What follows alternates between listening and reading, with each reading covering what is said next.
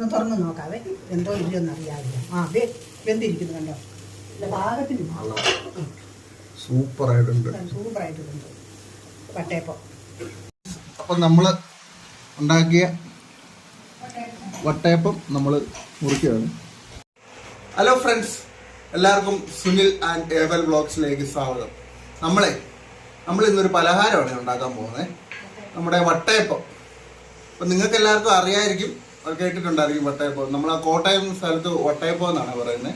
അപ്പം നമുക്ക് വട്ടയപ്പം എങ്ങനെയാണ് നല്ല അടിപൊളിയായിട്ട് ഉണ്ടാക്കുന്നതെന്ന് കാണിച്ചു തരാം.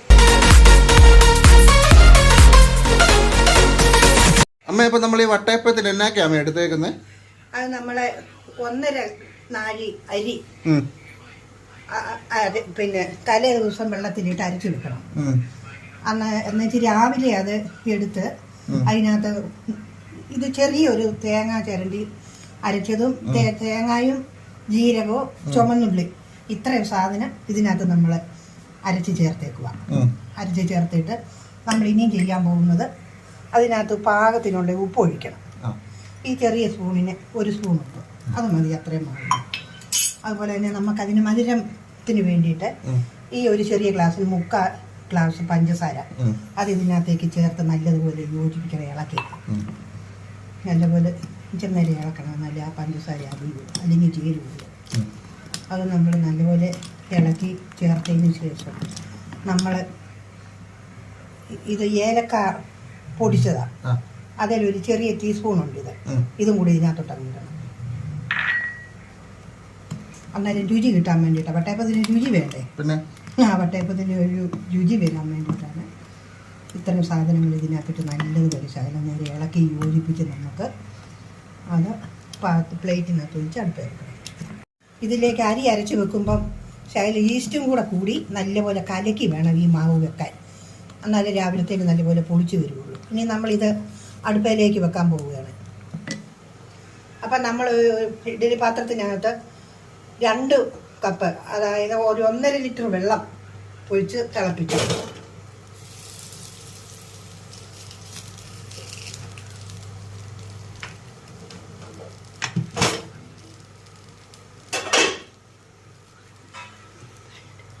ഒന്നര ലിറ്റർ വെള്ളം വെച്ച് തിളപ്പിച്ചിരിക്കുവാണ്. അതിൻ്റെ മണ്ടയിലേക്ക് ഈ സ്റ്റീൽ പ്ലേറ്റിനകത്ത് ഒരു ശകലം വെളിച്ചെണ്ണ തൂത്തു. എന്നാന്ന് ചോദിച്ചാൽ മാവ് അതിനകത്ത് ഒട്ടിപ്പിടിക്കാതിരിക്കാൻ. അത് വെച്ചിട്ട് നമ്മൾ ഈ മാവ് അരച്ച് വെച്ചിരിക്കുന്ന മാവ് അതിലേക്ക് ഒഴിക്കാൻ പോകും.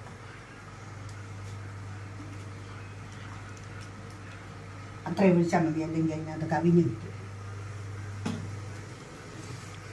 അപ്പോൾ നമുക്ക് അതിനകത്തേക്ക് കപ്പലണ്ടി ചെറുതായിട്ടൊന്ന് ചുമക്കുന്നിടം വരെ ഒന്ന് വറുത്ത്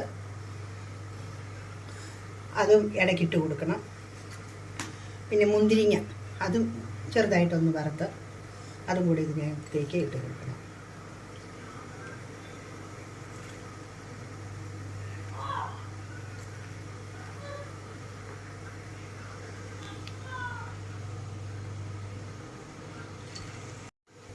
നമ്മളിപ്പം എല്ലാം ശരിയായി പാത്രത്തിൽ അടുപ്പയിലാക്കി.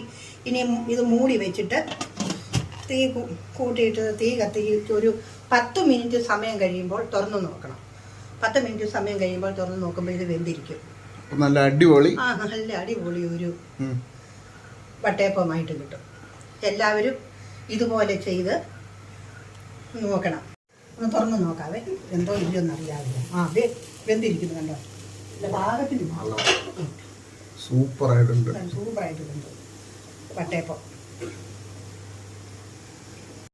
ഇപ്പം നമ്മൾ ഒരപ്പം വെന്ത് വാങ്ങിയതിന് ശേഷം ഈ പാത്രത്തിനകത്ത് വെള്ളം ഉണ്ടോ ഇല്ലയോ എന്ന് പാത്രം ഒന്ന് തുറന്ന് നോക്കണം.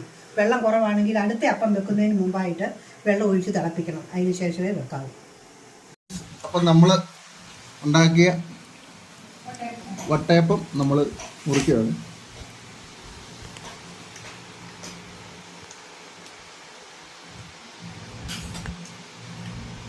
അപ്പോൾ നമ്മുടെ ചാനൽ എല്ലാവരും ഒന്ന് സബ്സ്ക്രൈബ് ചെയ്യണം. ഒത്തിരി കുക്കിംഗ് വീഡിയോ നമ്മുടെ ചാനലിൽ കിടപ്പുണ്ട്, അതും എല്ലാവരും കണ്ട് കാണണം.